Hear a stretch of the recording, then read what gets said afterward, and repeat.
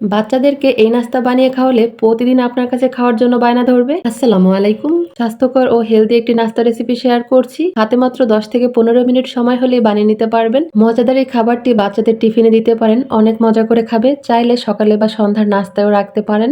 এখানে নিচ্ছি 1 কাপ সুজি, দিয়ে দিচ্ছি পরিমাণ মতো লবণ, 1 চামচ চিনি আর 1 চিমটি পরিমাণ বেকিং পাউডার। শুকনো উপকরণগুলো একটু মিশিয়ে নিচ্ছি। এখানে দিয়ে দিচ্ছি 1 কাপ কুসুম গরম পানি। পানিটা দিয়ে ভালো করে মিশিয়ে নিব। এখানে দিয়ে দিচ্ছি একটা ডিম। ডিমটা দিয়ে ভালো করে মিশিয়ে নিতে হবে। মিশিয়ে নেওয়ার পরে এটার চেহারাই চেঞ্জ হয়ে গিয়েছে। এখন এটাকে আমি 10 মিনিটের জন্য রেস্টে রাখবো। এখানে একটা বাটির মধ্যে নিয়ে নিচ্ছি একটা পেঁয়াজ কুচি, 2-3টা কাঁচামরিচ কুচি আর এখানে দিয়ে দিচ্ছি একটা ডিম হালকা তেল দিয়ে লবণ দিয়ে ঝোড়া ঝোড়া করে ভেজে নিয়েছি। আর এখানে দিচ্ছি যতটুকু ডিম হয়েছে তার সমান পরিমাণ গাজর কুচি, দিয়ে দিলাম পরিমাণ মতো লবণ। সবকিছু একসঙ্গে ভালো করে মিশিয়ে নিব। এখানে চাইলে আপনার পছন্দ মতো মশলা ব্যবহার করতে পারেন, তবে এরকমেরই কিন্তু খেতে ভালো লাগে। 10 মিনিট পরে ফিরে আসছি। সুজির মিশ্রণটাকে আরো একটু ফেটিয়ে নিব।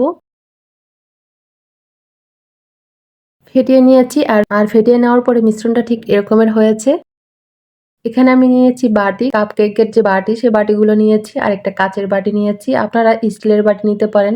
আর সবগুলো বাটিতেই আমি তেল ব্রাশ করে দিয়েছি, তাহলে নাস্তাটা খুব সহজে উঠে আসবে।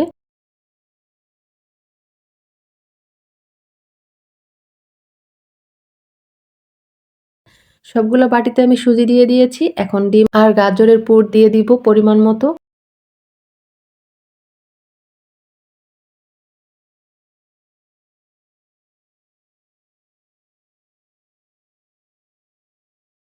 এখন বাটির উপর দিয়ে দিচ্ছি সুজির মিশ্রণ।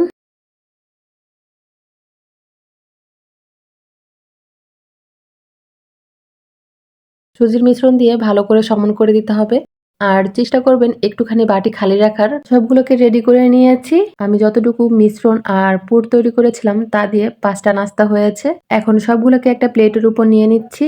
এখন চলে যাব সরাসরি চুলায়। চুলার উপর একটা কড়াই বসিয়ে দিয়েছি আর তার উপর একটা স্ট্যান্ড দিয়েছি। স্ট্যান্ডের উপর প্লেটটা বসিয়ে দিয়ে ঢাকনা দিয়ে ঢেকে রাখবো 15 মিনিটের জন্য। আর চুলার আঁচটা মিডিয়াম টু লোতে রেখে নিতে হবে। 15 মিনিট পরে ফিরে আসছি। নাস্তাগুলো হয়ে গিয়েছে। আর নাস্তাগুলো কতটা লোভনীয় হয়েছে এই যে দেখেন। বাটিতে তেল দেওয়ার কারণে নাস্তাগুলো কিন্তু খুব সহজে উঠে আসছে। তেল দিতে ভুলে যাবেন না। এই যে সবগুলো নাস্তাকে বাটি থেকে বের করে নিয়েছি। এখন ভিতরটা কেটে দেখাচ্ছি যে কেমন হয়েছে। এই নাস্তাগুলো কিন্তু গরম গরম খেতে বেশি ভালো লাগে। বাচ্চাদের টিফিনে দিতে পারেন বা সকালের নাস্তায়, সন্ধ্যার নাস্তায় দিতে পারেন। অনেক মজা করে খাবে। এটা খেতে খুব মজার হয়। আমি তো বলবো একবার হলেও তৈরি করে দেখবেন। আশা করি এই নাস্তাগুলোই বাচ্চারা পছন্দ করবে। বড়রা খেতে অনেক পছন্দ করবে, কারণ এটা খেতে খুব মজার হয়। আর সাথে যদি টমেটো সস থাকে তাহলে তো আর কথাই নাই। রেসিপি ভালো লাগলে অবশ্যই একবার তৈরি করবেন। আশা করি সবার কাছে খেতে ভালো লাগবে।